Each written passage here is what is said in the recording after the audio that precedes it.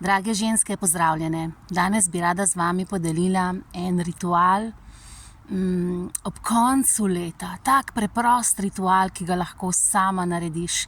In če uporabim angleško besedo, I dare you to do it. In sicer, kaj je tvoj hrib, na katerega hodiš na sprehod v tvojem okolišu? Naj bo blizu, da ne boš imela izgovorov v smislu predaleč je, nimam časa, etc. Rožnik, Ljubljanski grad, Celjski grad, Kamniški grad, kjerkoli pač si, en hrib. In potem, ko prideš do vznožja tega hriba in začneš delati korake navzgor, reflektiri to leto, reflektiri zmage predvsem tega leta. Zmage na osebnem področju, zmage v odnosih, zmage v poslu, zmage in preboje v osebni rasti, zmage, tisto, kar lahko praznuješ v tem letu.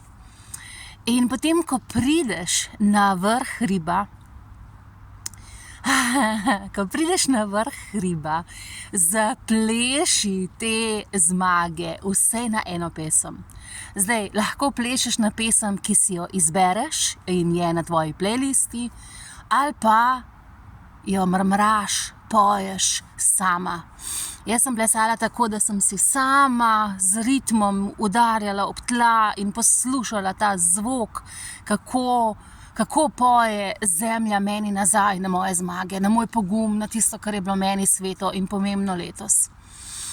In potem, ko odplešeš ta svoj ples, za kar je potreben pogum, v javnosti plesati, ampak dej naredi to za slovo temu letu, da praznuješ svoj pogum.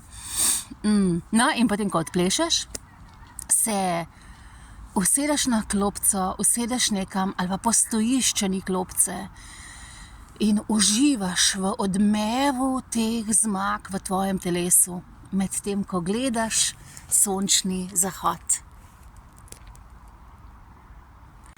In bo to temelj, na katerem boš črpala svojo vizijo za leto 2025. Evo, tokle, piši mi, kako ti bo šlo in pogumno, ole.